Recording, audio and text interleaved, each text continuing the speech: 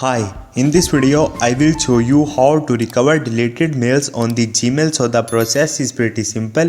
First of all, open your Gmail mobile application and log into your account, and once you will here you will see emails here. So simply delete a mail from here, and if you have already deleted, simply click on these three lines, and once you will click on it, you have to scroll up and search for the trash, and once you will here you will see your deleted mails is here.